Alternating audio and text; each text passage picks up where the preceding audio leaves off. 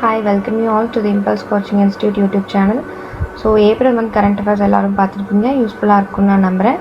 So இந்த week May month current affairs start பண்ணலாம். So மே 1லேருந்து 8 வரைக்கும் இருக்கக்கூடிய இம்பார்ட்டண்ட் நியூஸஸ்லாம் தான் நம்ம இன்றைக்கி பார்க்க போகிறோம். ஸோ வாங்க நம்ம இன்றைக்கி கிளாஸ்க்குள்ளே போகலாம்.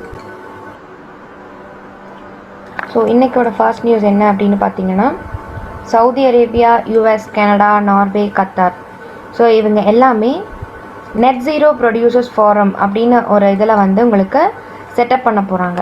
ஸோ எதுக்கு அப்படின்னு பார்த்தீங்கன்னா, ஸோ நெட் ஜீரோ ப்ரொடியூசர்ஸ் எல்லாமே உங்களுக்கு இந்த கிளைமேட் சேஞ்ச் ரிலேட்டட் தான்.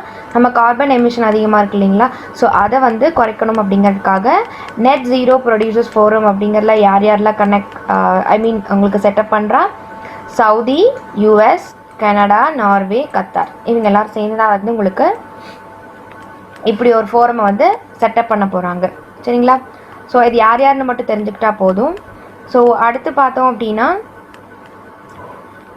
ப்ராஜெக்ட் பைரசால் அப்படின்னா என்ன அப்படின்னு ஒன்று தெரிஞ்சிருக்கணும். ஸோ இது என்ன அப்படின்னு பார்த்தீங்கன்னா, integrated solar dryer and pyrolysis pilot plant, இதுதான். சரிங்களா? Integrated solar dryer and pyrolysis pilot plant. So இதை தான் பைரோசால் அப்படின்னு சொல்லுவாங்க. இதுக்கான ஃபவுண்டேஷன் ஸ்டோன் எங்கே போட்டிருக்காங்க அப்படின்னு பார்த்தீங்கன்னா, அதாவது அடிக்கல் நட்டிருக்காங்கன்னு சொல்லுவாங்க இல்லையா, ஸோ அதுதான் எங்கே அப்படின்னு பார்த்தீங்கன்னா சென்னையில். ஸோ இது வந்து ஒரு இண்டோ ஜெர்மன் ப்ராஜெக்டோட ஒரு பைலட் பிளான்ட் அப்படின்னு சொல்கிறாங்க. சரிங்களா? ஸோ முன்முயற்சிங்கிற மாதிரி சொல்லுவாங்களே, அதுதான். ஸோ இண்டோ ஜெர்மன் ப்ராஜெக்டோடைய ஒரு பைலட் பார்ட் தான் இந்த ப்ராஜெக்ட் பைரசால் அப்படிங்கிறது.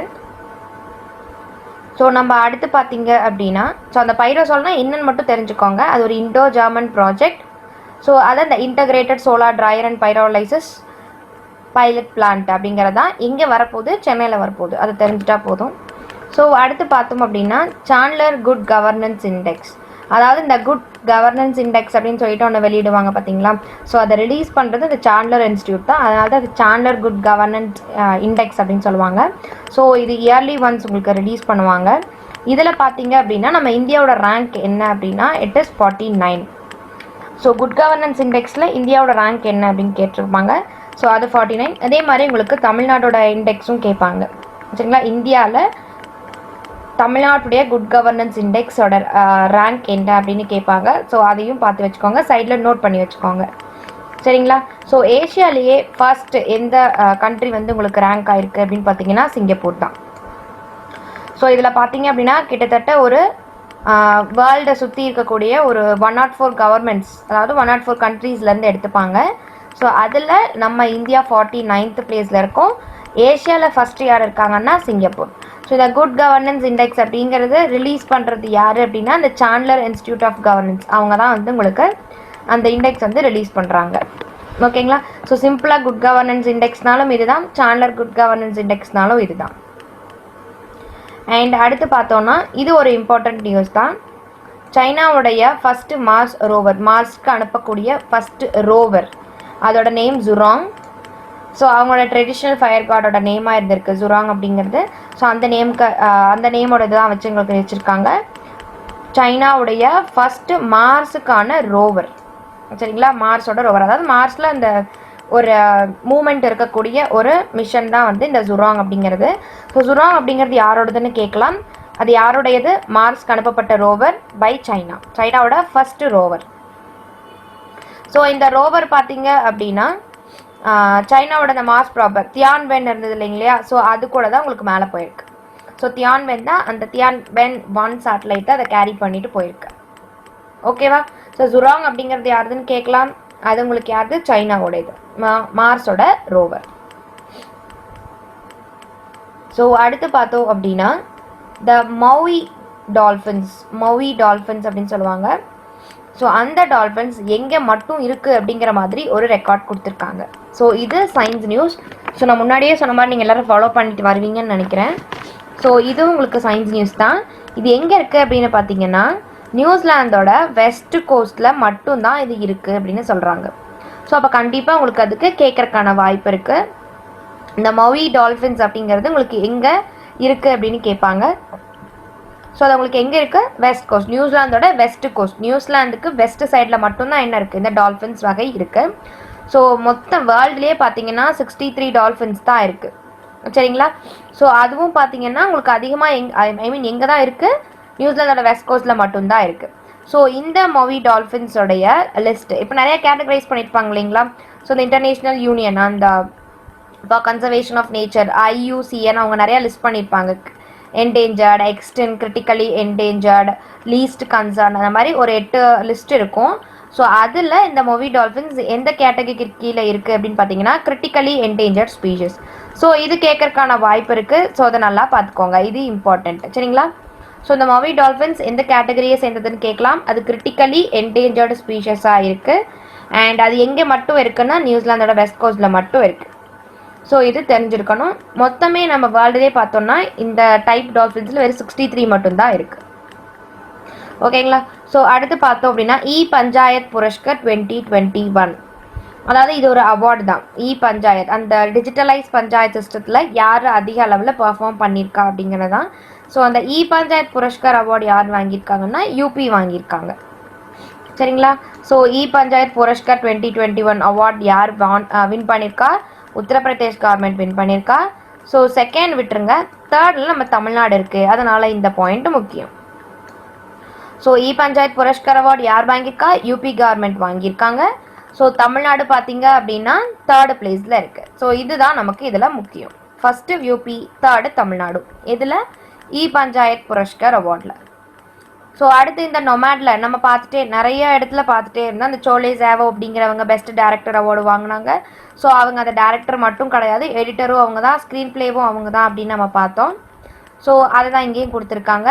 அந்த நொமேட்லேண்ட் அப்படிங்கிறது ஆஸ்கரில் best picture, best director award எல்லாமே வாங்கியிருக்கு. பெஸ்ட் ஆக்ட்ரஸாக யார் இருக்காங்க அப்படின்னா ஃப்ரான்சிஸ் மெக்டார்மெண்ட் அப்படிங்கிறவங்களும் வாங்கியிருக்காங்க.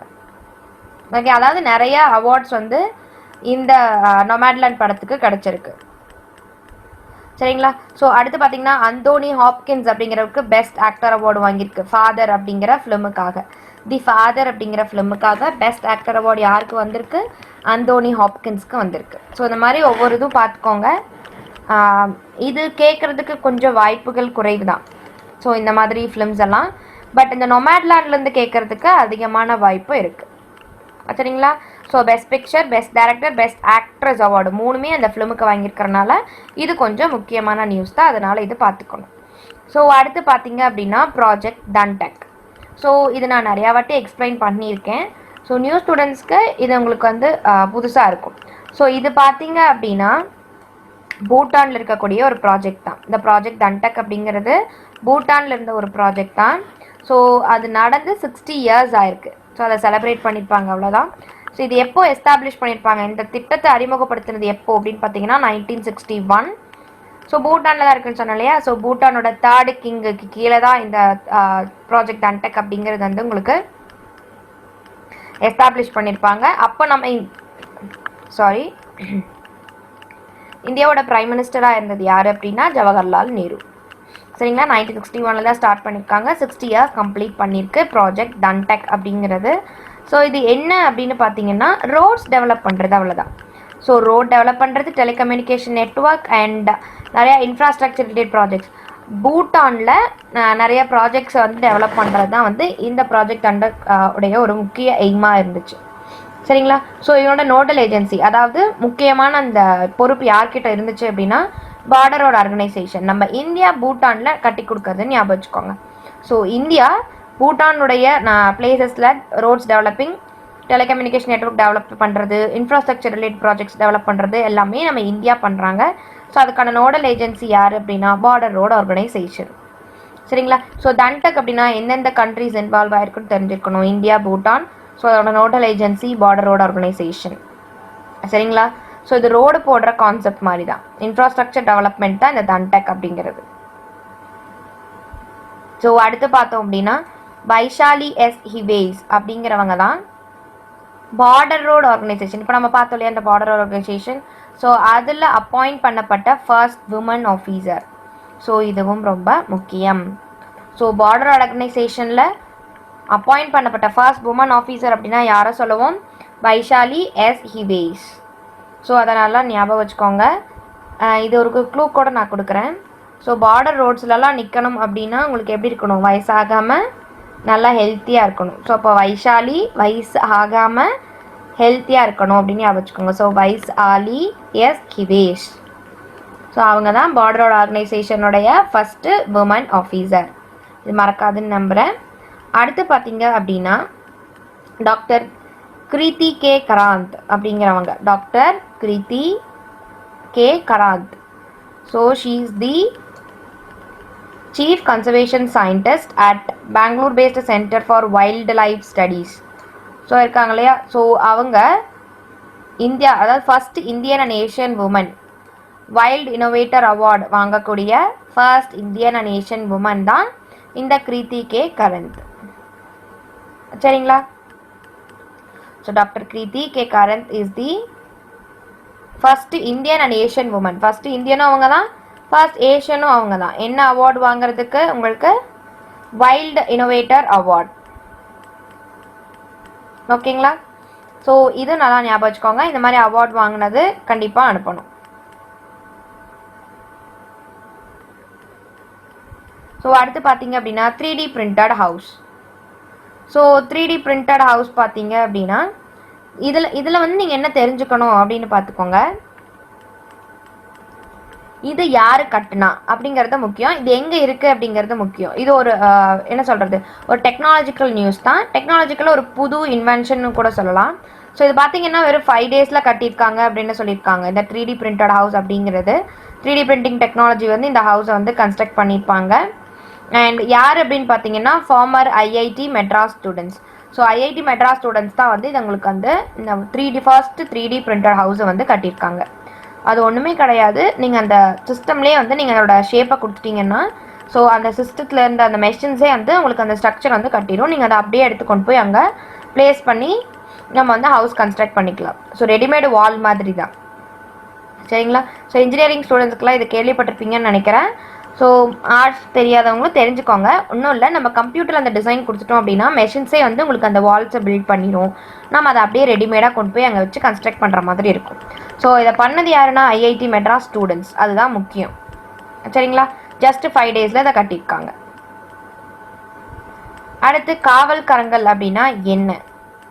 இது ஒரு ஒரு நியூ இன்டகிரேட்டட் ப்ரோக்ராம் தான். அதாவது இந்த நம்ம எல்லா போலீஸ் ரிலேட்டட்ஸ் நியூஸ், டிராஃபிக் அந்த மாதிரி சிக்னல்ஸ் இருக்கட்டும், இல்லை போலீஸ் இன்ஃபர்மேஷன் எந்த உங்களுக்கு ரெக்வஸ்ட் வேணும், இப்போ நீங்கள் வந்து எந்த ஒரு எமர்ஜென்சி கான்டாக்ட் பண்ணணும், இல்லை உங்களுக்கு ஏதாவது டீட்டெயில்ஸ் தேவைப்படுது அப்படின்னா ஸோ அது எல்லாத்துக்குமே சேர்ந்த ஒரு இன்டகிரேட்டட் ப்ரோக்ராம் தான் இந்த காவல் கரங்கள் அப்படிங்கிறது. ஸோ இது எங்கே லான்ச் பண்ணியிருக்காங்கன்னு கேட்பாங்க, சென்னையில். சரிங்களா. ஸோ காவல் கரங்கள் அப்படிங்கிறது எங்கே லான்ச் பண்ணியிருக்காங்க? சென்னையில் லான்ச் பண்ணியிருக்காங்க. இதுதான் இதில் நமக்கு முக்கியம். ஸோ அடுத்து பார்த்தீங்க அப்படின்னா trends in world military expenditure report. So இப்படி ஒரு ரிப்போர்ட் இருக்குங்கிறதே நிறைய பேர்த்துக்கு தெரிஞ்சிருக்காது. அதை யார் ரிலீஸ் பண்ணுறாங்கன்னு மட்டும் தெரிஞ்சுக்கோங்க. Stockholm International Peace Research Institute. சரிங்களா. Stockholm International Peace Research Institute. So இவங்க தான் ரிலீஸ் பண்ணியிருக்காங்க இந்த trends in world military expenditure அப்படிங்கிறது. ஸோ மிலிட்ரிக்காக அதிகமாக யார் யாரெல்லாம் ஸ்பெண்ட் பண்ணுறாங்கன்னு பார்த்தீங்கன்னா யூஎஸ், சைனா, இந்தியா. ஸோ பெரிய அந்த முதல் பெரிய நாடுகள் தான் வந்து மிலிட்ரிக்குன்னு அதிக அமௌண்ட் வந்து ஸ்பெண்ட் பண்ணுறோம். ஏன்னா நமக்கு தான் சண்டை போடுறதுக்கு ஆள் ரெடியாக இருக்காங்களே எல்லா சைடும். ஸோ அதனால் நம்ம வந்து அதுக்கு எக்ஸ்பெண்ட் பண்ணால் மட்டும்தான் நமக்கு என்ன ஆகும், டிஃபென்ஸ் சிஸ்டம் நல்லாயிருக்கும் இல்லையா. ஸோ அந்த மாதிரி டாப் மிலிட்ரி ஸ்பெண்டர்ஸ் யார் யார் வர்றாங்கன்னு பார்த்துக்கோங்க. கண்டிப்பாக இது கேட்கலாம். யூஎஸ் தான் அதில் ஃபஸ்ட் இருக்காங்க, அதை கன்ஃபியூஸ் பண்ணிக்காதீங்க. ஃபர்ஸ்ட் யூஎஸ், அப்புறம் சைனா, தென் இந்தியா. சரிங்களா. Top military spenders in the world for military. So அது ரொம்ப முக்கியம். ரிலீஸ் பண்ணுறது Stockholm International Peace Research. So அடுத்து பார்த்தோம் அப்படின்னா இம்யூனைசேஷன் அஜந்தா 2030.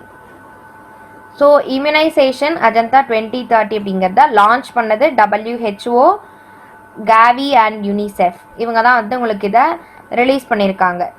இம்யூனைசேஷன்னாலே என்னது, நமக்கு வேக்சின்ஸ் ரிலேட்டட் தானே. ஸோ அந்த மாதிரி தான். ஸோ இது என்ன அப்படின்னு பார்த்தீங்கன்னா வேக்சின்ஸோட அந்த இம்பேக்ட் இருக்கு இல்லையா, ஸோ அதை வந்து உங்களுக்கு அந்த இதை வந்து உங்களுக்கு இன்னுமே இன்க்ரீஸ் பண்ணணும் அப்படிங்கிறது தான். சரிங்களா. ஸோ அதுதான் வந்து உங்களுக்கு அந்த இம்யூனைசேஷன் அஜந்தாவோட ஒரு முக்கியமானது. கேவி அப்படிங்கிறது ஒன்றும் கிடையாது, global alliance for vaccines and immunisation அப்படின்னு சொல்லுவாங்க.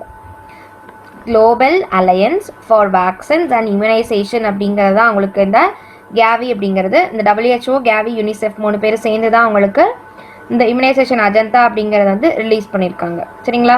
ஸோ இதை எப்போ உங்களுக்கு அதை லான்ச் பண்ணியிருக்காங்க அப்படின்னா வேர்ல்டு இம்யூனைசேஷன் வீக். இந்த வேர்ல்டு இம்யூனைசேஷன் வீக் அப்படிங்கிறத நம்ம பார்த்துருப்போம். ஸோ அது ஏப்ரலில் தானே வரும். ஸோ ஏப்ரல் 24லேருந்து ஏப்ரல் 30 வரைக்கும் தான் நம்ம இம்யூனைசேஷன் வீக் அப்படிங்கிறத கொண்டாடுறோம். சரிங்களா? ஏப்ரல் 24லேருந்து 30 வரைக்கும்.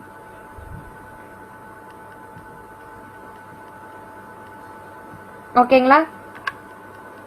ஸோ இம்யூனைசேஷன் வீக்கில் தான் வந்து இதை லான்ச் பண்ணுறாங்க. இம்யூனைசேஷன் அஜெண்டா அப்படிங்கிறது தான் வேக்சின்ஸோட இது வந்து உங்களுக்கு இன்னுமே அதிகரிக்கணும் அப்படிங்கிறது தான் அவங்களுடைய முக்கியமான எய்மாக இருந்துச்சு. ஸோ ரிலீஸ் பண்ணுறது யார் யார் அப்படின்னு பார்த்துக்கோங்க. லான்ச் பண்ணது WHO, Gavi and UNICEF. So இதுலேருந்து உங்களுக்கு அந்த ஸ்டேட்மெண்ட் கொஷின்ஸ் கேட்கறதுக்கு வாய்ப்பு இருக்குது.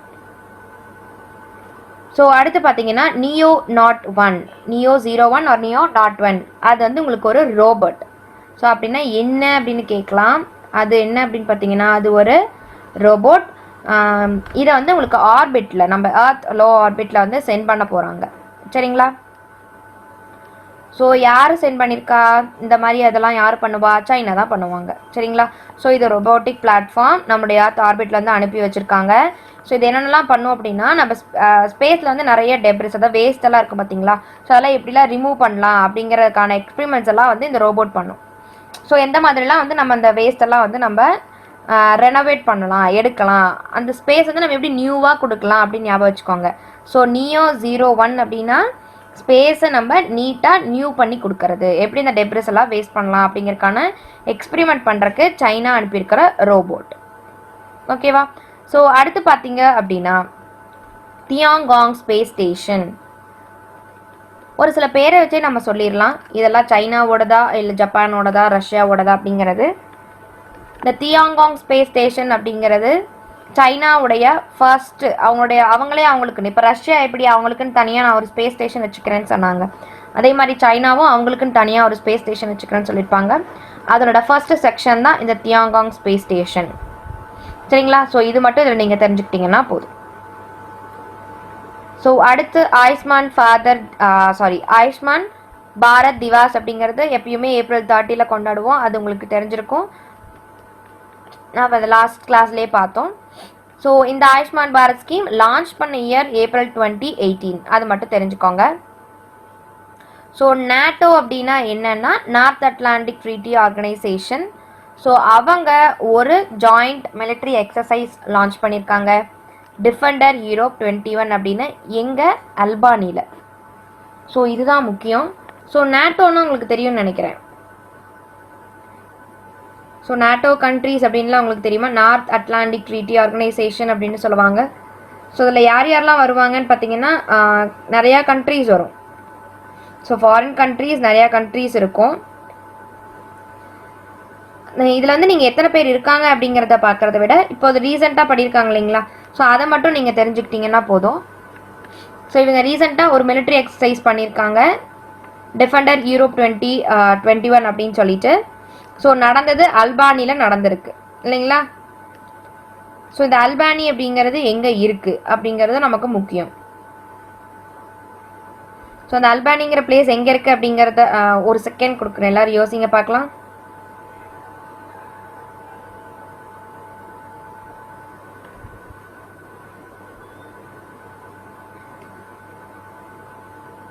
ஸோ இந்த அல்பானி அப்படிங்கிறது எங்கே இருக்குது அப்படின்னு பார்த்தீங்கன்னா நியூயார்க், யூஎஸில் தான் இருக்குது. சரிங்களா? ஸோ இந்த நேட்டோ அப்படிங்கிற இந்த நார்த் அட்லாண்டிக் ட்ரீட்டி ஆர்கனைசேஷன் அப்படிங்கிறது ஒரு மிலிட்ரி எக்ஸசைஸ் லான்ச் பண்ணியிருக்காங்க, டிஃபெண்டர் யூரோப் 21 அப்படிங்கிறது. இது கேட்கலாம், டிஃபெண்டர் யூரோப் 21 யாருக்கும் இடையில இருக்கக்கூடிய மிலிட்ரி எக்ஸசைஸ் அப்படின்னு, நேட்டோக்கும் மற்ற கண்ட்ரீஸ்க்கும் இருக்கக்கூடியது. ஸோ அது எங்கே நடந்துச்சு? அல்பானியில் நடந்துச்சு. இது கண்டிப்பாக உங்களுக்கு இம்பார்ட்டண்ட்டான கொஷினாக தான் இருக்கும். ஸோ அடுத்து பார்த்தீங்கன்னா ப்ரெக்னென்ட் உமனுக்கான ஒரு helpline number. So national commission for women வந்து ப்ரெக்னென்ட் உமனுக்காக ஒரு ஹெல்ப்லைன் நம்பர் மாதிரி கொடுத்துருக்காங்க. அது ஒரு வாட்ஸ்அப் நம்பர் தான். ஸோ இது ஒரு மெசேஜ் ஒன்லி நம்பர் தான். சரிங்களா? அந்த நம்பர்லாம் என்னென்னலாம் நீங்கள் தெரிஞ்சு வச்சுக்க வேணாம். ஸோ அது ஒரு பெரிய ஃபோன் நம்பர் மாதிரி தான் போகும். ஸோ ப்ரெக்னென்ட் உமனுக்குன்னு ஒரு ஹெல்ப்லைன் நம்பர் இருக்குது அப்படிங்கிற அந்த இதுவாது உங்களுக்கு தெரிஞ்சிருக்கணும். சரிங்களா? இப்போ எப்படி நம்ம சில்ட்ரன்ஸ்க்குனா ஒரு நம்பர் இருக்கும், அந்த மாதிரிலாம் நிறையா இருக்கும் தெரியுங்களா? ஸோ அந்த மாதிரி ப்ரெக்னென்ட் உமனுக்குன்னு ஒன்று இருக்குது அப்படிங்கிறது உங்களுக்கு தெரிஞ்சிருக்கணும். ஸோ இது வந்து பார்த்தீங்க அப்படின்னா ஒரு மெசேஜ் ஒன்லி ஹெல்ப்லைன் நம்பர் தான். ஸோ நார்மலாக 181 அப்படிங்கிறது நம்ம தமிழ்நாட்டில் விமன் ஹெல்ப்லைன் நம்பராக இருந்துகிட்ருக்கு இல்லைங்களா? விமன் ஹெல்ப்லைன் நம்பர் எல்லா ஐ மீன் இந்தியா ஃபுல்லாக உங்களுக்கு இருக்கிறது விமன் ஹெல்ப்லைன் 1091 சொல்லுவாங்க. டொமஸ்டிக் அப்யூஸ் நடந்துச்சுன்னா 181 நடத்துவாங்க. நேஷ்னல் ஹெல்ப்லைன் லான்ச் பண்ணியிருக்கிறது நேஷ்னல் கமிஷன் ஃபார் உமன் வந்து லான்ச் பண்ணியிருக்கிறது ஒரு பெரிய நம்பர் போகும், 266 அப்படின்லாம் நிறைய வரும். ஸோ அதெல்லாம் நீங்கள் தெரிஞ்சுக்க வேண்டாம். என்னென்ன நம்பர்ஸ் இப்போ சைல்டுனா 1098 அந்த நம்பர் தான் வந்து சைல்டு கேருக்காக. ஸோ உமன் டொமஸ்டிக் அப்யூஸ்னா 181. ஸோ ஓவராலாக உமன் ஹெல்ப்லைன்னா 1091.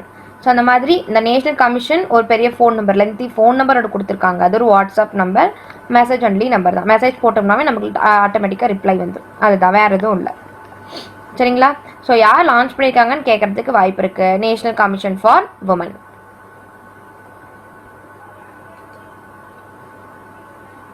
ஸோ அடுத்து பார்த்தீங்க அப்படின்னா India Russia 2+2 ministerial dialogue. So இந்த 2+2 மினிஸ்ட்ரியல் டயலாக்னா என்னது? ஸோ அது வந்து ஒரு அந்த மீட்டிங்கோட வந்து அப்படி சொல்லுவாங்க 2+2 டாக் அப்படின்னு சொல்லுவாங்க. ஸோ யார்னா 2 பேர் சம்மந்தப்பட்டதாக இருக்கும். நம்ம இந்தியாவும் ரஷ்யாவும் சேர்ந்து பண்ணுறதா. நரேந்திர மோடி அவரும் விளாடிமிர் புதின் இருக்காங்களே ரஷ்யன் பிரசிடென்ட், அவங்க 2 பேர் சேர்ந்து நடக்கக்கூடிய ஒரு ஜாயிண்ட் மீட்டிங் தான். ஸோ இது அவங்களோட கூட மட்டும் இல்லாமல் யூஎஸ் கூட, ஆஸ்திரேலியா கூட, ஜப்பான் கூடயும் நம்ம இந்தியா வந்து இந்த மாதிரி மீட்டிங்ஸ் வந்து கண்டக்ட் பண்ணியிருக்காங்க. சரிங்களா? 2+2 டயலாக் அப்படிங்கிறது ரஷ்யா கூட மட்டும் கிடையாது, யூஎஸ், ஆஸ்திரேலியா, ஜப்பான் கூடயும் பண்ணியிருக்காங்க. ஸோ இது தெரிஞ்சிருக்கணும், யார் யார் கூடலாம் பண்ணியிருக்காங்கங்கிறது நமக்கு தெரிஞ்சிருக்கணும். அப்போ தான் நமக்கு ஆட் ஒன் அவுட் கொடுத்தாங்கன்னா சூஸ் பண்ண தெரியும். ஸோ இந்த மாதிரி 2+2 டயலாக் பண்ணக்கூடிய ஒரு நான் குவாடு மெம்பர், குவாடு கண்ட்ரீஸ்னு ஒரு 4 கண்ட்ரிஸ் சொல்லுவாங்க, முக்கியமான கண்ட்ரீஸ். ஸோ அந்த மாதிரி ஒரு நான் குவாடு கண்ட்ரி ஃபஸ்ட்டு டைம் இந்த 2+2 கொண்டு வருது அப்படின்னா அது யார் யார் அப்படின்னு பார்த்தீங்கன்னா அது யார் அப்படின்னா ரஷ்யா மட்டும்தான். குவாடு கண்ட்ரிஸ்னால் இந்த குவாடு லேட்ரல் கண்ட்ரிஸ் அப்படின்னு சொல்லுவாங்க.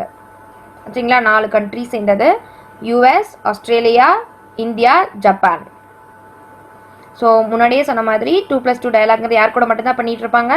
இந்த குவாடு கண்ட்ரிஸாக சொல்லக்கூடிய US, Australia, Japan, India.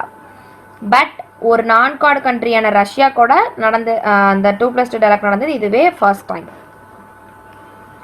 So அடுத்து global electric vehicle Outlook. So இதெல்லாம் யார் ரிலீஸ் பண்ணாங்கன்னு தெரிஞ்சுக்கிட்டிங்கன்னா மட்டும் போதும். International energy agency. ஸோ இது மட்டும் தெரிஞ்சுட்டா போதும். இன்டர்நேஷ்னல் எனர்ஜி ஏஜென்சி தான் இந்த குளோபல் எலக்ட்ரிக் வெஹிக்கல் அவுட்லுக் அப்படிங்கிறத ரிலீஸ் பண்ணுறாங்க அப்படின்னு தெரிஞ்சுக்கோங்க. And order of rising sun. So ஒவ்வொரு கண்ட்ரீஸ்க்கும் பார்த்தீங்க அப்படின்னா ஒரு மெயின் அவார்ட்ஸ் இருக்கும், அதாவது இம்பார்ட்டண்ட் ஹானர், ப்ரெஸ்டீஜியஸ் அவார்டு அப்படின்லாம் சொல்லுவாங்க. ஸோ இந்த மாதிரி இந்த ஆர்டர் ஆஃப் ரைசிங் சன் அப்படிங்கிறது ஜப்பானீஸ் கவர்மெண்ட்டோடைய ஒரு முக்கியமான award, prestigious award. Order of rising sun அப்படிங்கிறது ஜப்பான் உடையது. இது யாருக்கு கொடுத்துருக்காங்க அப்படின்னா ஒரு பெங்களூர் இருக்கக்கூடிய ஒரு ஜாப்பனீஸ் டீச்சர் ஷியாமலா கணேஷ். சரிங்களா? அவங்க பெங்களூரை சேர்ந்தவங்க, ஜப்பானில் டீச்சராக இருக்காங்க. அவங்களுக்கு இந்த ஆர்டர் ஆஃப் ரைசிங் சன் அப்படிங்கிற அவார்டை வந்து கொடுத்துருக்காங்க. சரிங்களா?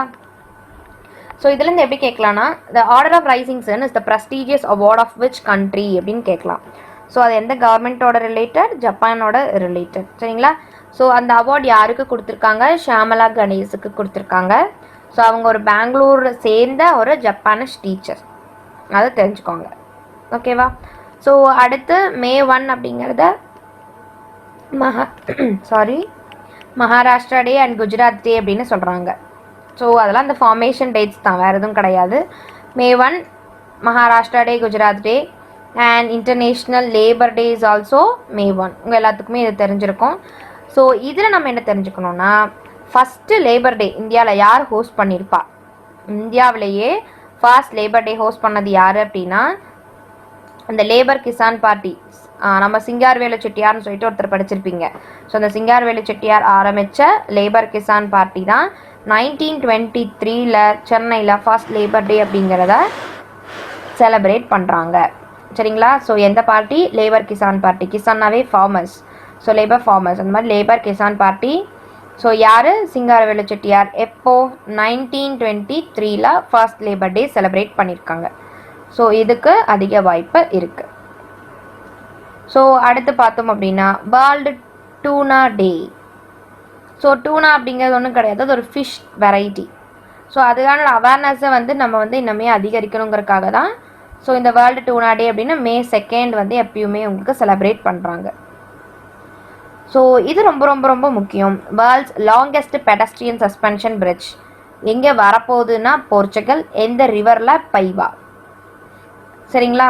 ஸோ வேர்ல்ட்ஸ் லாங்கெஸ்ட் பெடஸ்ட்ரியன்னா நம்ம நடந்து போகிறது, லாங்கஸ்ட்னா ரொம்ப நீளமாக இருக்குதுன்னு அர்த்தம். ஸோ அப்போ ரொம்ப நீளமாக நடந்து போகிறோம்னா நம்ம பயந்து பயந்து மெதுவாக தானே நடந்து போவோம். So Paiva river. சரிங்களா? பைவா பையன்னு சொல்லுவாங்க, அந்த மெதுவாக நடந்து போகிறது. ஸோ பைவா ரிவரில் இருக்க போர்ச்சுகல். ஓகேங்களா? So world's longest pedestrian suspension bridge போர்ச்சுகலில் வரப்போகுது. எந்த ரிவர் மேலே? பைவா அப்படிங்கிற ரிவர் மேலே. ஸோ அடுத்து இது மட்டும் தெரிஞ்சுக்கிட்டிங்கன்னா போதும். மேக்ஸ் 1407 1407 மேக் 1407 அப்படின்னா என்னன்னு கேட்கலாம். ஸோ அது ஒரு சோயாபீன் வெரைட்டி, அது தெரிஞ்சிட்டிங்கன்னா போதும். இது உங்களுக்கு வந்து எப்படி கேட்கலாம்னா ஒரு வீட் வெரைட்டியா, இல்லை சுகர் கேன் வெரைட்டியா, பீன் வெரைட்டியா, எப்படி வேணாலும் கேட்கலாம். So it is a soybean variety.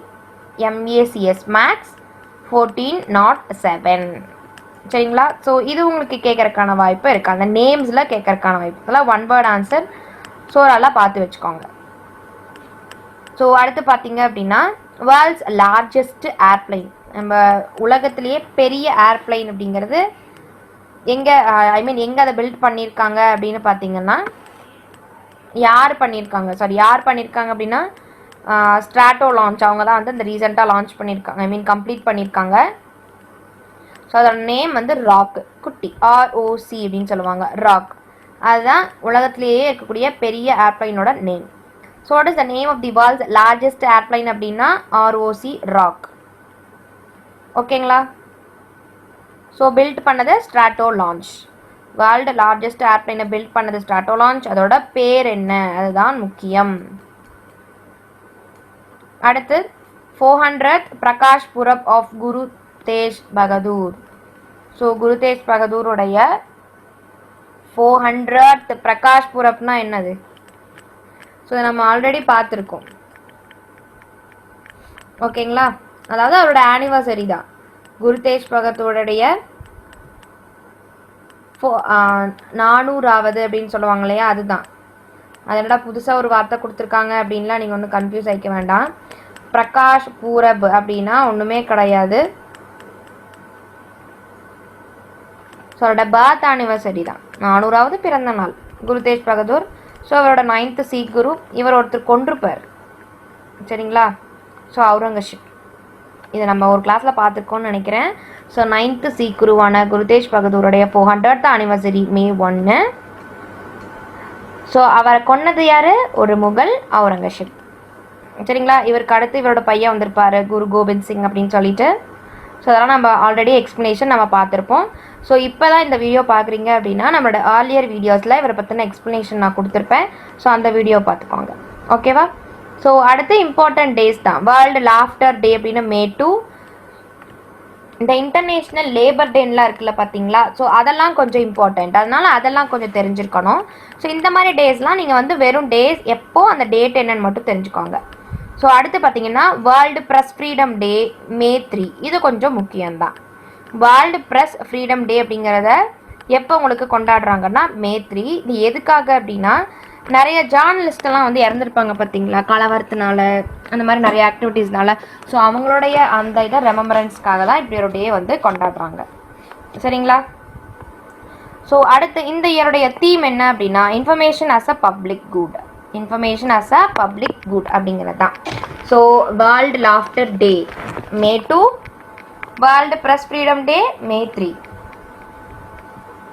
சரிங்களா? ஸோ லேபர்ஸ் இருந்தாங்க அப்படின்னா தான் நம்ம சாப்பிட்டுட்டு சந்தோஷமாக சிரிக்க முடியும். ஸோ லேபர் டே அப்படிங்கிறது May 1, அதை யாரும் மறக்க மாட்டீங்க. ஸோ அவங்க இருந்தால் தான் சந்தோஷமாக சிரிக்க முடியும்னா அடுத்த நாள்னா என்னது? May 2 வேர்ல்டு லாஃப்டர் டே.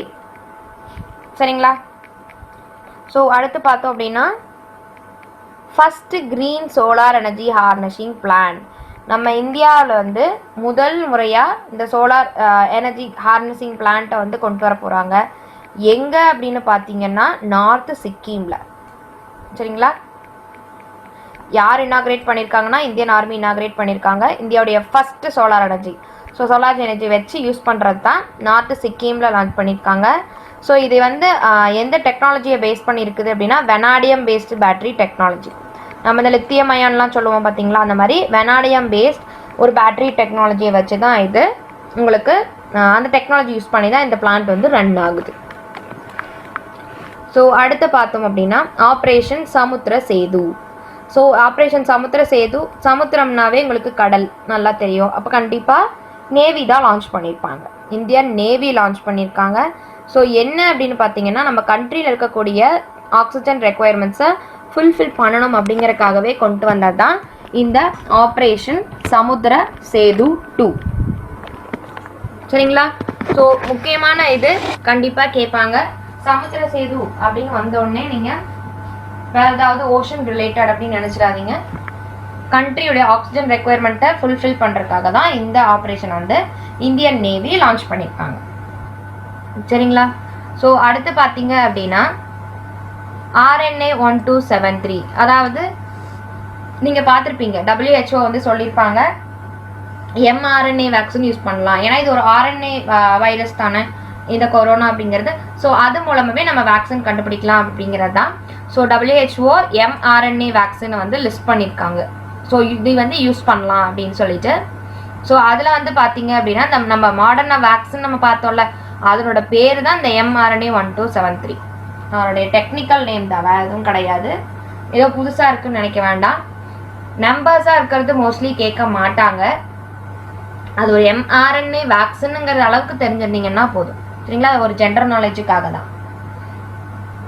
ஸோ அடுத்து பார்த்தோம் அப்படின்னா டி ராபி சங்கர் அப்படிங்கிறவர் நம்மளுடைய 4th டெபுட்டி கவர்னராக அப்பாயின்ட் பண்ணியிருக்காங்க. எதோட டெபுட்டி கவர்னருங்கிறது முக்கியம், ரிசர்வ் பேங்கோட டெபுட்டி கவர்னர். சரிங்களா? ஸோ ரிசர்வ் பேங்கோட 4வது டெபுட்டி கவர்னராக டி ராபி சங்கர் அப்படிங்கிறவரை அப்பாயிண்ட் பண்ணியிருக்காங்க. சரிங்களா? ஸோ இது வந்து நமக்கு எப்படி கொஸ்டின் கேட்பாங்கன்னா, இந்த நம்ம ரிசர்வ் பேங்க் RBI இருக்கு இல்லையா, அதை யார் கவர்ன் பண்ணுறா அப்படின்னு பார்த்தீங்கன்னா central board of directors. So இது ஒரு கொஸ்டினாக கேட்டிருந்தாங்க. சரிங்களா? இது ஒரு ப்ரீவியஸ் இயர் கொஸ்டின். ஸோ அதனால் கண்டிப்பாக இதை வந்து நீங்கள் பார்த்துக்கோங்க. இந்த மாதிரியும் உங்களுக்கு கொஸ்டின்ஸ் இருக்கும் அப்படிங்கிறதுக்காக தான் இதெல்லாம் கொடுக்குறது.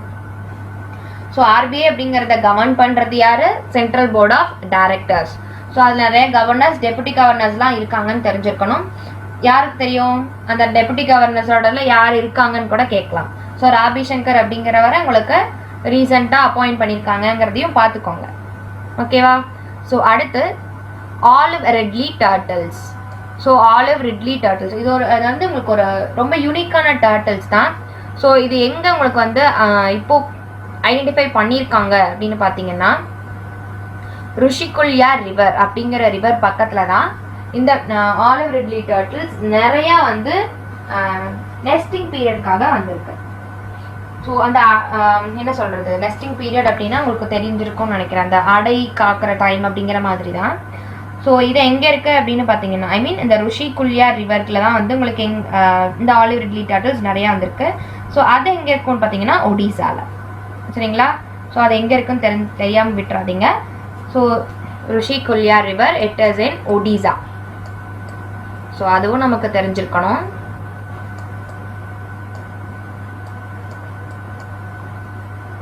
ஸோ நெஸ்டிங் டைம், இந்த டர்ட்டில்ஸோட நெஸ்டிங் டைம் எப்போ இருந்து எப்போ வரைக்கும் இருக்கும்னு பார்த்தீங்கன்னா ஜனவரியிலேருந்து மே வரைக்கும் இருக்கும். ஜனவரியிலேருந்து மேக்குள்ள அந்த இடைப்பட்ட காலத்தில் தான் ஆலிவ் ரிட்லி டர்ட்டில்ஸோட நெஸ்டிங் டைம் இருக்கும். அந்த டைமில் தான் உங்களுக்கு அதிகமான அந்த டர்ட்டில்ஸ் வந்து உங்களுக்கு எங்கே இருக்கும் அப்படின்னு பார்த்தீங்கன்னா ஒடிசாவில் இருக்கக்கூடிய ருஷிகுல்யா ரிவர் கிட்ட இருக்கும். ஸோ இது வந்து பார்த்தீங்கன்னா ஒரு யூனிக் ஸ்பீஷிஸ் இந்த ஆலிவ் ரிட்லி டர்ட்டில்ஸ் அப்படிங்கிறது. சரிங்களா? ஸோ அடுத்து இன்டர்நேஷ்னல் ஃபயர் ஃபைட்டர்ஸ் டே அப்படின்னு சொல்லிட்டு ஒன்று செலிப்ரேட் பண்ணுவாங்க. எப்போ அப்படின்னு பார்த்தீங்கன்னா மே 4, 1999 இந்த இதை வந்து உங்களுக்கு அப்சர்வ் பண்ணுறாங்க. இந்த டே இன்டர்நேஷ்னல் ஃபயர் ஃபைட்டர்ஸ் டே மே 4 எப்போன்னு அப்சர்வ் பண்ணுறாங்க? சின்ஸ் 1999. ஸோ அடுத்து பார்த்தோம் அப்படின்னா பிரயாஸ் ஸ்கீம். பிரயாஸ் அப்படிங்கிறது என்ன அப்படிங்கிறது ஒரு பென்ஷன் ஸ்கீம் தான், வேறு எதுவும் கிடையாது. எம்ப்ளாயீஸ் ப்ராவிடென்ட் ஃபண்ட் ஆர்கனைசேஷன் இருக்காங்க இல்லையா, ஸோ இந்த இபிஎஃப்ஓ அப்படின்னு சொல்லுவாங்க. இதுக்கு நிறைய உங்களுக்கு ஜாப் ஆப்பர்ச்சுனிட்டிஸ் கூட வரும். இது நான் நிறைய பேருக்கு தெரியாது. ஸோ இந்த ப்ராவிடென்ட் ஃபண்ட் ஆர்கனைசேஷன்ஸ்லாம் பார்த்தீங்கன்னா உங்களுக்கு ஜாப் ஆப்பர்ச்சுனிட்டிஸுமே நிறையா வரும். ஸோ இவங்க வந்து என்ன அப்படின்னா எம்ப்ளாயீஸ் பென்ஷன் ஸ்கீம்னு ஒன்று இருக்குது. 1995 எம்ப்ளாயீஸ் பென்ஷன் ஸ்கீம் அப்படிங்கிற ஒன்று இருக்கும். ஸோ அது மூலமாக நிறைய பேர் ரிட்டையர் ஆயிருப்பாங்க இல்லையா, அவங்களுக்குலாம் அந்த பென்ஷன் வழங்குறது தான் இந்த பிரயாஸ் ஸ்கீம் அப்படிங்கிறது. சரிங்களா, பிரயாஸ் ஸ்கீம் அப்படிங்கிறது ஒன்றும் கிடையாது, ஒரு பென்ஷன் ஸ்கீம் தான். நம்ம எம்ப்ளாயீஸ் ப்ராவிடென்ட் ஃபண்ட் ஆர்கனைசேஷனுடைய ஒரு இனிஷியேட்டிவ். எல்லாத்துக்கும் அந்த பேமெண்ட் வந்து கரெக்டாக கொடுக்கணும் அப்படிங்கிறதுக்காக எடுத்துருக்குறாங்க, அவ்வளோதான். ஸோ நம்மளதில் வந்து எப்பயுமே டேரெக்டாக கொடுக்க மாட்டாங்க, ஏதாவது ஒரு பேர் வச்சு தானே கொடுப்பாங்க. அதனால் அந்த நேம்ஸ்லாம் பார்த்துக்கோங்க. இதில் வேறு ஏதாவது ஒரு ஸ்கீமாக இருக்கும்னு நினைக்க வேண்டாம், சிம்பிளாக அது ஒரு பென்ஷன் கொடுக்குற ஸ்கீம், அவ்வளோதான். சரிங்களா. ஸோ அடுத்து பார்த்தீங்க அப்படின்னா ஃபர்ஸ்ட் கேலக்ஸி இன் ப்ளோ அவே ஸ்டேட். சரிங்களா, ஃபஸ்ட்டு ப்ளோ அவே கேலக்ஸியை வந்து டிஸ்கவர் பண்ணியிருக்காங்க யாருன்னா யூஎஸ்ஏ. சரிங்களா, ஜெமினி டெலஸ்கோப்னு சொல்லுவாங்க. அந்த ஜெமினி டெலஸ்கோப்பை வச்சு யூஎஸ்ஏ இருக்காங்க இல்லையா, அந்த யூஎஸ்ஏ பீப்புள் சயின்டிஸ்ட், ஸோ அவங்க வந்து உங்களுக்கு ஃபர்ஸ்ட் ப்ளோ அவே கேலக்ஸியை வந்து டிஸ்கவர் பண்ணியிருக்காங்க. சரிங்களா, சின்ன ஒரு கேலக்ஸி தான். ஸோ இதனோட புதுசாக அது வேறு டிஃப்ரெண்ட் நேமாக இருக்குது அப்படின்லாம் நீங்கள் தெரிஞ்சுக்க வேண்டாம். ஸோ இந்த மாதிரி உங்களுக்கு நிறைய இது கேட்கலாம். ஸோ ஃபஸ்ட்டு ப்ளோ அவே கேலக்ஸி அப்படின்லாம் நம்ம வந்து அது யோசிச்சிருக்கவே மாட்டோம், அது என்ன அப்படிங்கிறதே பாதி பேருக்கு தெரியாது. சரிங்களா, ஸோ அந்த கேலக்ஸியோட நேம் கூட சொல்லியிருப்பாங்க, போக்ஸ் 186 அப்படின்னு சொல்லிட்டு. ஒரு சின்ன கேலக்ஸி தான்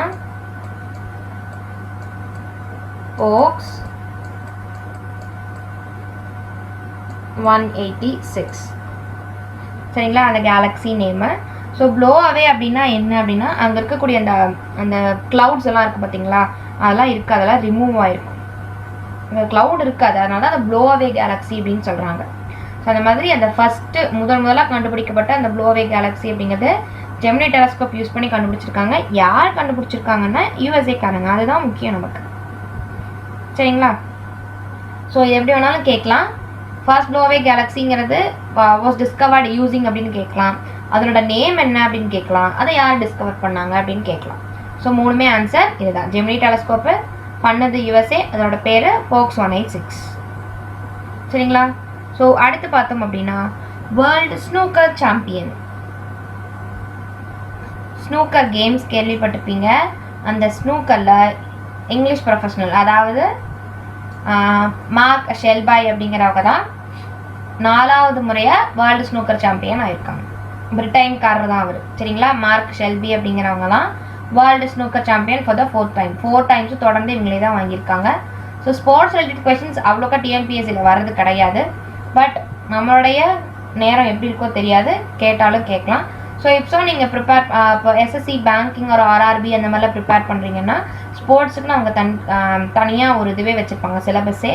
ஸோ அதில் உங்களுக்கு இந்த மாதிரி கொஷின்ஸ்லாம் கண்டிப்பாக வரும். சரிங்களா, ஸோ கரண்ட் அஃபேர்ஸ் அப்படிங்கிறது நம்ம டிஎன்பிஎஸ்சி இதில் மட்டும் பார்க்கக்கூடாது.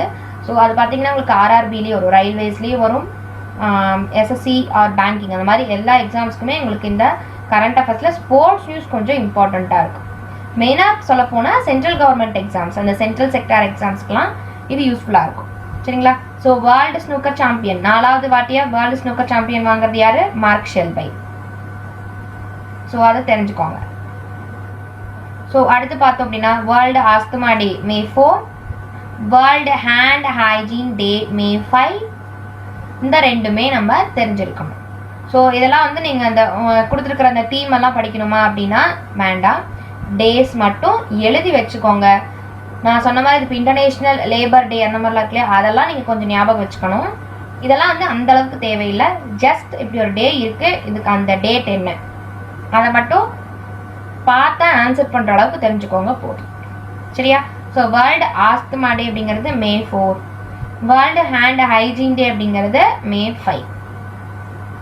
சரிங்களா, ஸோ இது எல்லாமே பார்த்தீங்க அப்படின்னா இந்த மாதிரி டேஸ் எல்லாத்தையுமே சொல்கிறது அறிவிக்கிறது யாராக இருப்பாங்க? யுனைடெட் நேஷன்ஸாக தான் இருப்பாங்க.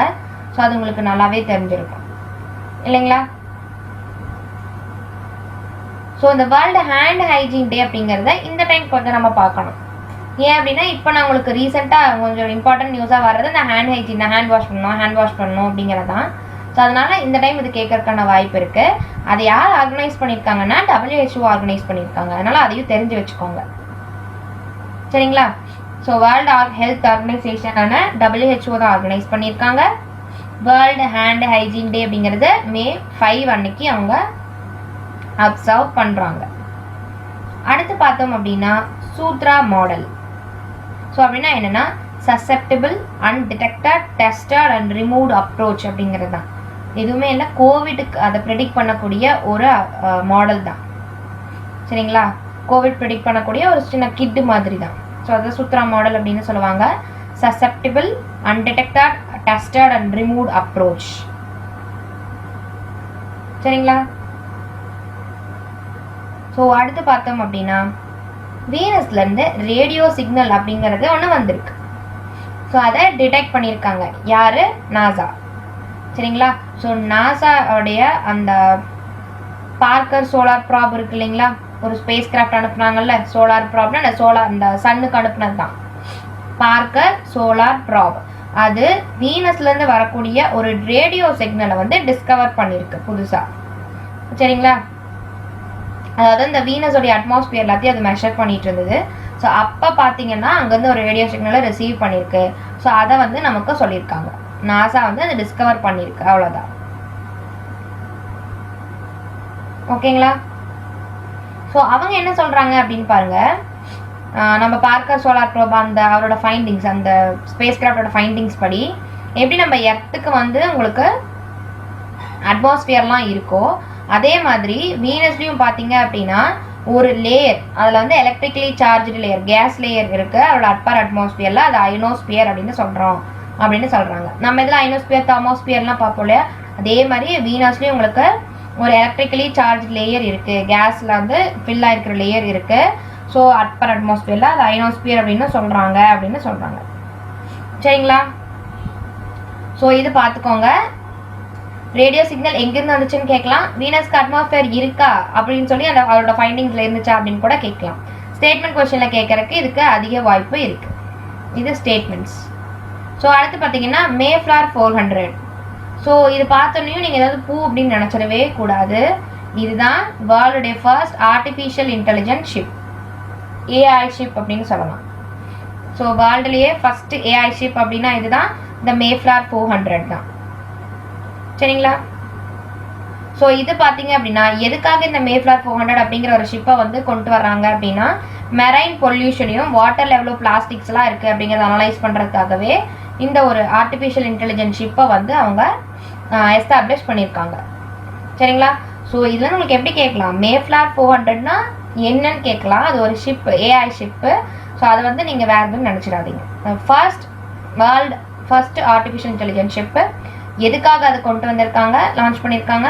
மெரைன் பொல்யூஷன், நம்மளுடைய ஓஷன்லாம் பொல்யூஷன் எப்படி இருக்குது, வாட்டர்லலாம் பிளாஸ்டிக்ஸ் எப்படி இருக்குது, அதோடைய கண்டென்ட் எப்படி இருக்குது அப்படிங்கிறத அனலைஸ் பண்ணுறதுக்காக இந்த ஆர்டிஃபிஷியல் இன்டெலிஜென்ஸ் ஷிப்பை வந்து அவங்க லான்ச் பண்ணியிருக்காங்க, சரிங்களா? ஸோ அடுத்து பார்த்தீங்க அப்படின்னா சௌரோபாட்ஸ் டைனோசர், அதாவது ஒரு டைனோசரோட ஒரு வகை தான், வேற ஒன்றும் கிடையாது, அதோட ஒரு வகையான ஸ்பீஷியஸ். ஸோ அதனோட போன்ஸ் வந்து மேகாலயாவில் கிடச்சிருக்கு, சரிங்களா? சரோபாட் டைனோசர்ஸ். ஸோ அதோட வகை, டைனோசரோட வகை தான். ஸோ அது பார்த்தீங்கன்னா 100 மில்லியன் இயர்ஸ் ஓல்டாக இருந்திருக்கு அந்த டைனோசர்னாவே உங்களுக்கு அந்த கிரிட்டேஷியஸ் பீரியட் போயிடும். ஸோ அதோட போன்ஸ் வந்து ரீசெண்டாக ஒரு இடத்துல ஃபைண்ட் அவுட் பண்ணியிருக்காங்க. அது எங்கே அப்படின்னு கேட்கலாம். இட் இஸ் இந்த டிஸ்ட்ரிக்ட் ஆஃப் மேகாலயா. இதுதான் நமக்கு முக்கியம், சரிங்களா? வெஸ்ட் காசி ஹில்ஸ் இன் மேகாலயா. ஸோ அந்த சரோபாட்ஸ் டைனோசருடைய போன்ஸ் எங்கே டிஸ்கவர் பண்ணியிருக்காங்க. ஸோ நம்மளுக்கு காசி ஹில்ஸ்னும் கொடுக்கலாம், மேகாலயானாலும் கொடுக்கலாம். ஸோ அதனால் அதை தெளிவாக பார்த்து எழுதிக்கோங்க. அடுத்து பார்த்தோம் அப்படின்னா UNESCO world press freedom price. So world press freedom டே அப்படின்னு சொல்லிட்டு ஒன்று பார்த்தோம் இல்லையா, May 3 அப்படின்னு பார்த்துருப்போம், வேர்ல்டு ப்ரெஸ் ஃப்ரீடம் டே. ஸோ இது பார்த்தீங்கன்னா வேர்ல்டு ப்ரெஸ் ஃப்ரீடம் ப்ரைஸ், சரிங்களா? இதே இண்டெக்ஸ்னு ஒன்று இருக்குது. ஸோ மூளையும் பார்த்து குழப்பிக்காதீங்க. அது டே, இது ப்ரைஸ், இன்னொன்று இண்டெக்ஸ். ஸோ இந்த யுனெஸ்கோ உடைய வேர்ல்டு ப்ரெஸ் ஃப்ரீடம் ப்ரைஸ் 2021 யார் வாங்கியிருக்கா அப்படின்னு பார்த்தீங்கன்னா மரியா ரெசா அவங்க தான் வந்து வாங்கியிருக்காங்க. சரிங்களா? ஸோ யார் வாங்கியிருக்காங்க? மரியா ரெசா. அதை மட்டும் பார்த்துக்கோங்க. ஸோ ப்ரெஸ்ஸில் இருக்கவங்கலாம் ஃப்ரீடம் வேணும் அப்படிங்கிறதுக்காக மறியல் பண்ணுறாங்க அப்படின்னு ஞாபகம் வச்சுக்கோங்க. ப்ரெஸ்ஸில் இருக்கவங்கலாம் எனக்கு ஃப்ரீடம் வேணும் அப்படின்னு சொல்லிட்டு மறியல் பண்ணுறாங்க, அதுக்காக ப்ரைஸ் வாங்கியிருக்காங்க. ஓகேவா? ஸோ இது வந்து ஒரு க்ளூ தான், ஏதோ ஒரு டிஃப்ரெண்ட்டாக சொல்கிறேன்னு நினச்சிக்காதீங்க. மரியா ரெசாங்கிறவங்க வேர்ல்டு ப்ரெஸ் ஃப்ரீடம் ப்ரைஸ் 2021 வாங்கியிருக்காங்க. ஸோ அடுத்து international no diet day May 6. So இதெல்லாம் சும்மா பார்த்து மட்டும் வச்சுக்கோங்க.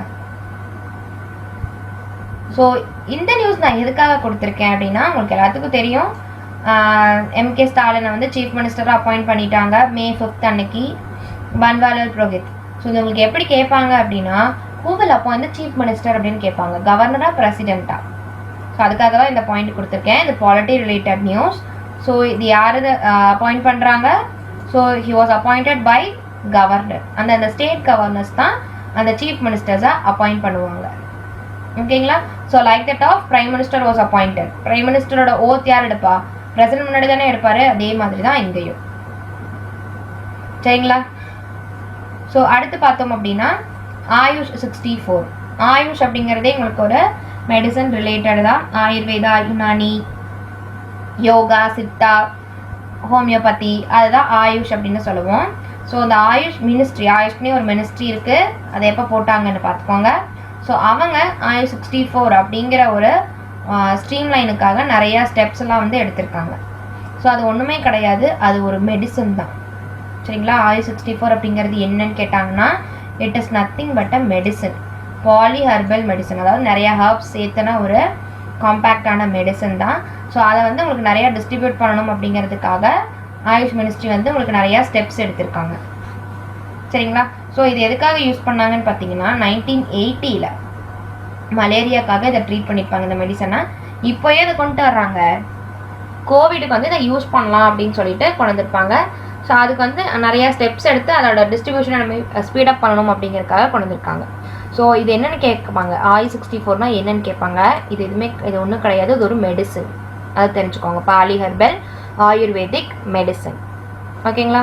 ஸோ அடுத்து பார்த்தீங்க அப்படின்னா ஹூலாக் கிப்பன்ஸ். ஸோ ஹூலாக் கிப்பன்ஸ்னால் என்ன? ஸோ அது என்னது? அது ஒரு ஏப்ஸ். சரிங்களா? ஏப் அப்படின்னு சொல்லுவோம் இல்லையா, குரங்கு வகைகள், ஏப்ஸ். ஸோ அதுதான் லெஸ்ஸர் ஏப்ஸ் அப்படின்னு சொல்லுவோம். ஸோ சியாமாங்குக்கு அடுத்து இருக்கக்கூடிய லார்ஜஸ்ட் கிப்பன்ஸில் இது செகண்ட் வெரைட்டி. ஸோ கிப்பன்ஸில் ஃபஸ்ட்டு லார்ஜஸ்ட் எது, பெருசாக இருக்கிறது எதுனா சியாமாங் அப்படின்னு சொல்லுவாங்க. ஸோ ரெண்டாவது அந்த ஹூலாக். இந்த ஹூலாக்லேயே பார்த்தீங்கன்னா 3 டிஃப்ரெண்ட் ஸ்பீஷஸ் இருக்குது. Western hoolock, skywalker, eastern. So அதெல்லாம் என்னென்னு மட்டும் தெரிஞ்சுக்கோங்க போதும். சரிங்களா? ஹூலாக் கிப்பன்ஸ்னால் என்ன? அது ஒரு ஏப் வெரைட்டி, அது தெரிஞ்சிருந்தா போதும்.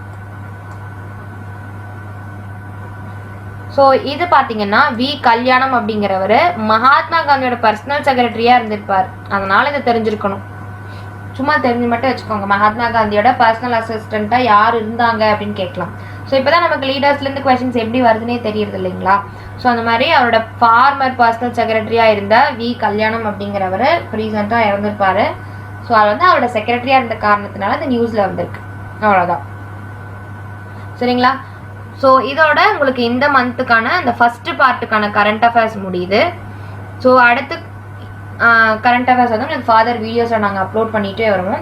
ஸோ உங்களுக்கு இதோட மெட்டீரியல் வேணும் அப்படின்னா நம்ம இந்த டிஸ்கிரிப்ஷனில் கொடுத்துருக்கிற லிங்க்கில் உங்களுக்கு இம்பல்ஸ் டிஎன்பிஎஸ்சி டெலகிராம் குரூப்போட லிங்க் இருக்கும். ஸோ அதில் ஜாயின் பண்ணி நீங்கள் அந்த இதெல்லாம் எடுத்துக்கோங்க. உங்களுக்கு பார்த்தீங்க அப்படின்னா உங்களுக்கு இப்போ ஃப்ரீ டெஸ்ட் சீரிஸ் வந்து நம்ம சேனலில் அப்லோட் பண்ண போகிறோம், டெலகிராம் சேனலில். ஸோ நீங்கள் டெலகிராம் சேனலில் ஜாயின் பண்ணிவிட்டு டெஸ்ட் சீரிஸ் அட்டன் பண்ணுங்கள்.